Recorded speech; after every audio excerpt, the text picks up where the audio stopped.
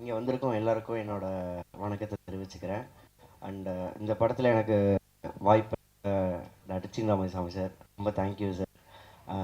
நான் ஃபஸ்ட்டு சினிமாவுக்கு வரணும் அப்படின்னு டிசைட் பண்ண டேட் வந்து தர்மதுரையோட சக்ஸஸ் மீட்டில் தான் சார். அந்த ஸ்டேஜில் ஒரு ஓரத்தில் நான் ரொம்ப நர்வஸாக நின்றுட்டு இருந்தேன் சார். நீங்கள் தான் பக்கத்தில் வந்துட்டு நர்வஸில் ஆகாதரா காமரு அப்படின்னு சொன்னீங்க. ரொம்ப தேங்க்யூ சார் சீரியஸாக.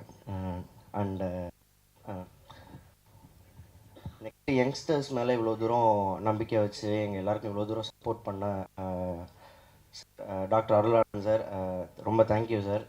அண்டு ஏகன்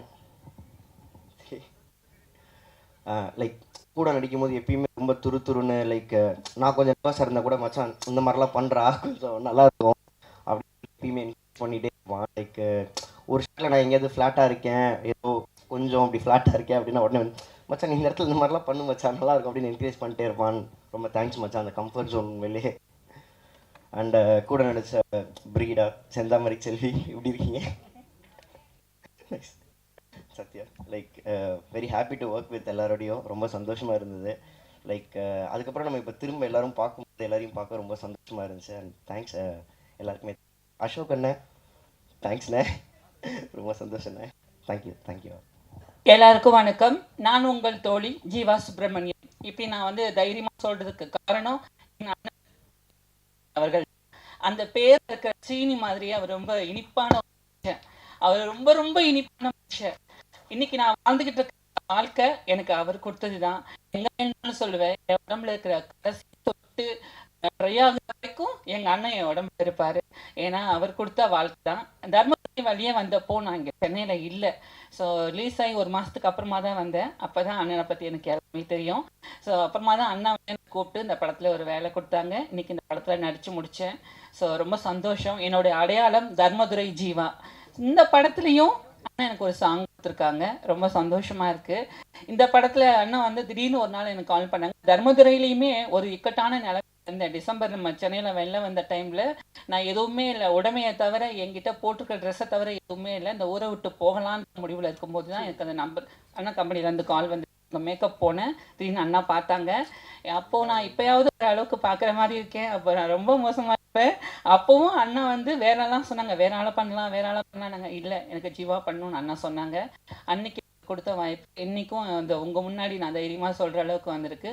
எல்லாருக்கும் நன்றி. அப்புறம் ஏகன் தமிழோட நான் ஆல்ரெடி ஒர்க் பண்ணியிருக்கேன். கோழிப்பண்ணை செல்லத்துறை செட்டுக்கு போனதுக்கப்புறம் நான் எல்லாரையும் பார்த்து வணக்கம் சொல்லிட்டு சுற்றிட்டே இருந்தேன். அப்புறம் நான் இந்த கறிக்கடையெல்லாம் செட்லாம் பார்த்தாங்கன்னா யோகி பாபானா வந்தாங்க, பிரகிடா வந்தாங்க, எல்லாரையும் பார்த்தேன். நான் அவரையும் பார்த்தேன். ஆனால் அவர் எனக்கு ஏகன் மாதிரியே தெரியல. நான் அவ்வளோலாம் பார்த்துட்டு வந்தேன். ஹீரோ எங்கே காணோன்னு. அப்புறமா தான் சொன்னாங்க அவர் ஏகன் தான்ட்டுன்னா கறி வெட்டுற அந்த ட்ரெஸ் எல்லாம் போட்டு அதெல்லாம் வந்து அப்படியே அண்ணா வந்து ஒரிஜினலாக மாற்றிட்டாங்க. ஏகனுமே சூப்பராக இருந்தாங்க. நடித்தாங்கன்னு சொல்ல மாட்டேன், அண்ணாவோட படத்தில் பண்ணுறவங்க எல்லாருமே வாழ்ந்துருப்பாங்க, நடித்தவங்க கிடையாது. அண்ணா அப்படியே வாழ வச்சுருவாங்க. அதே மாதிரி நம்ம வந்து ஒரு ஊருக்கு போனால் ஒரு ஃபீலாக தான் இருக்கும். நம்ம சொந்தக்காரங்களை பக்கத்தில் இருந்து பார்த்த மாதிரி தான் இருக்கும். படத்தில் இருக்கிற கதாபாத்திரங்களாக இருக்கட்டும், படத்தில் இருக்கிற எல்லா விஷயமுமே அப்படி தான் இருக்கும். இந்த படமும் அப்படி தான் இருந்தது. ஒரு ஊருக்கு போயிட்டு வந்த மாதிரி. அந்த ஊரில் நானும் ஒரு சின்னதாக ஒரு இடத்துல விளையாடிருக்கேன். அதுக்கும் எங்கள் அண்ணன் தான் காரணம். அப்புறம் ப்ரொடியூசர் சார், அவங்களுக்கும் ரொம்ப நன்றி. எங்கள் அண்ணன் கூட சேர்ந்து ஒர்க் பண்ண எல்லாருக்குமே ரொம்ப நன்றி. பிரகிடா என் தங்கச்சி, அவளுக்கும் நன்றி. சத்யா அண்ட் என் நண்பன் அசோக், அவங்களுக்கும் ரொம்ப ரொம்ப நன்றி. அண்ட் சிவானா, ரியாசனா, எல்லாருக்குமே ரொம்ப சந்தோஷம். எங்கள் அண்ணா கூட ஒர்க் பண்ணதில் இங்கே என்ன பேசுதுன்னு எனக்கு தெரியல. அண்ட் ரொம்ப ரொம்ப ரொம்ப சந்தோஷம்.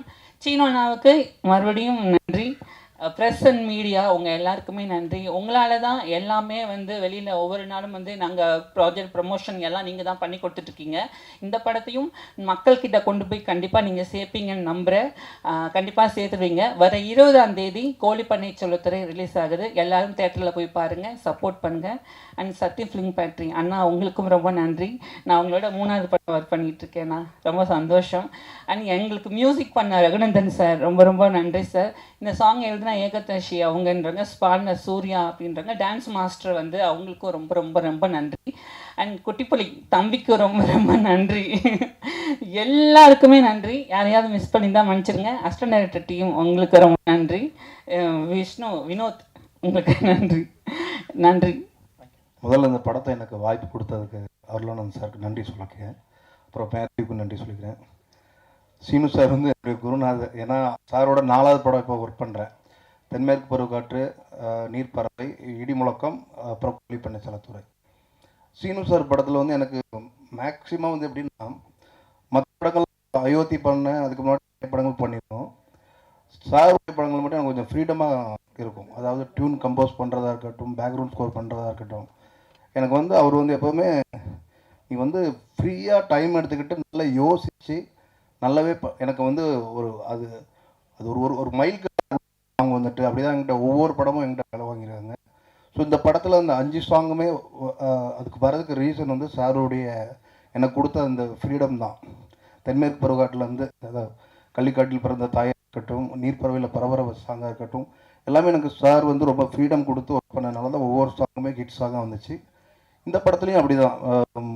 பொன்னான படம் லாஸ்ட்டாக தான் பண்ணோம்.